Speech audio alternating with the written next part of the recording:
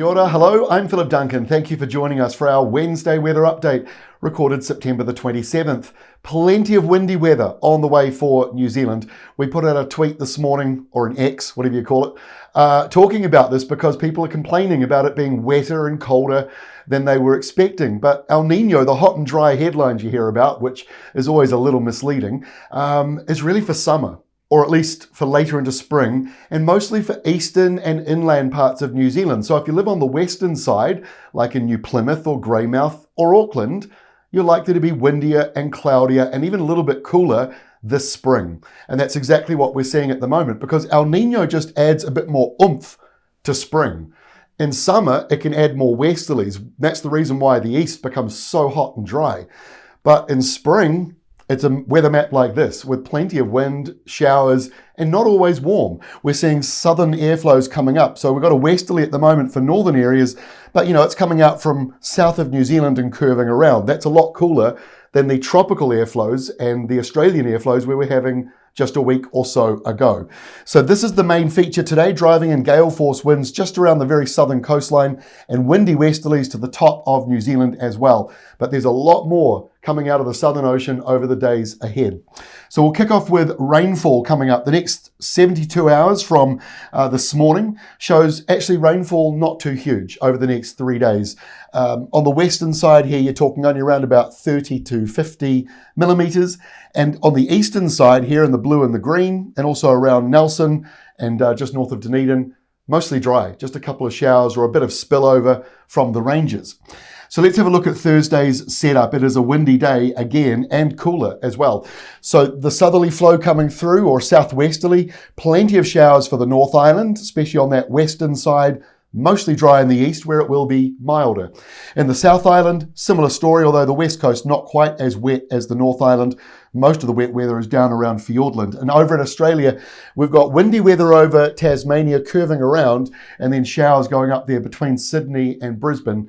Not too much though in the way of showers for you.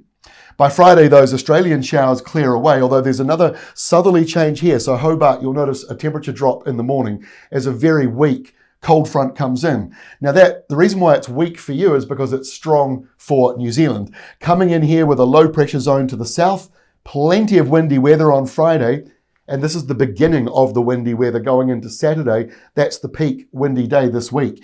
So lots of westerlies blowing through. So eastern areas won't be too bad, but that blue line you see means that the colder air is taking a bite out of the atmosphere. So it comes up and you'll notice that temperature drop. So rain and snow along the ranges. And if you're in Sydney or in Canberra or in Adelaide, you're sitting there under high pressure and it's very pleasant.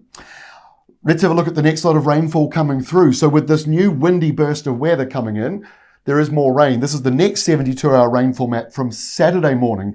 And most of the rain here, the key does cut off a little bit, but it goes a little bit further up towards that sort of 80, 90 millimetre mark. And in the North Island, similar story, but maybe more around the 60 millimetre mark here for central areas. So most of the rain coming in again on the west coast. This is how we look at lunchtime. We don't have a rain map this time. I thought I'd put on the wind map. We might use this a little more often actually. So the purple shading here, that is getting up to 89 to 104 kilometers an hour. That's a sustained wind gust for 10 minutes. So that's pretty strong. That's damaging. So we've got a chance of some power cuts, some branches down from Auckland northwards, and also pretty blustery around Dunedin and Wellington, also as a result of this same system. High pressure right here, that's the blue shading. That means light winds in there. If you're colorblind, the windiest weather right there where my hand is showing, pretty much over the top of New Zealand, and then also skirting up along the eastern coastline. So Saturday, it's a windy day. Here is another shot. This is a bit later on, 4 p.m. This is the main area of concern coming right into Auckland. Auckland is a southwest wind tunnel. It's a bit like how Cook Strait's a wind tunnel and Fovo Strait is a wind tunnel. Manawatu Gorge can be as well. The other area is Auckland because there's no other hills and ranges. The wind just zips through there just to the north of Coromandel Peninsula. And the peninsula there can get up to 1 kilometre high with some of those hills and ranges. So the wind just skirts around it. That's why Auckland is likely to be very windy on Saturday afternoon. Here we are on Sunday. So that windy weather gets pushed further out to sea. One benefit about spring is even though you can have these bursts of severe weather, it moves along just as fast as it came in. So it's gone pretty much by lunchtime Sunday. It'd still be a bit windy, but obviously the wet weather not quite there. And now the airflow coming out from Australia. So it's warmer than it was when it was coming out from the southern parts of New Zealand. But lots of isobars on the map, windy for all of these places. It'll be hotter as well as that nor'wester kicks in from the interior. So Sydney, Canberra, Brisbane, they'll all be pretty hot by the time you get to Sunday. And a similar story on Monday as well, with that heat now coming down to Melbourne, Adelaide and Hobart. But look at Perth. Your next big southerly change coming through, wet and windy again for you in that southwestern corner. And for New Zealand again, another surge of big, strong, windy westerlies. Gale force may be damaging in some areas. To the north, we've got high pressure. To the south, we've got low pressure. The squash zone in the middle there. And the concern from FENS and from firefighters going into summer is that we might see something similar to what we just saw over in Hawaii, where you have strong winds fanned by something like this. And when it becomes drier as we head in towards summer, it only takes something like some power lines arcing and it can set off some sparks and set the ground on fire or trees on fire.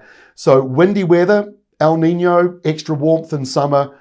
That's the reason why you're hearing a lot of headlines about it. But for now, spring is doing its thing. That's all from me. We'll see you again tomorrow with our next update. And by the way, don't forget on Friday, we've got our Climate Watch update. We take a look at the month of October, but also how things are shaping up as we go towards summer.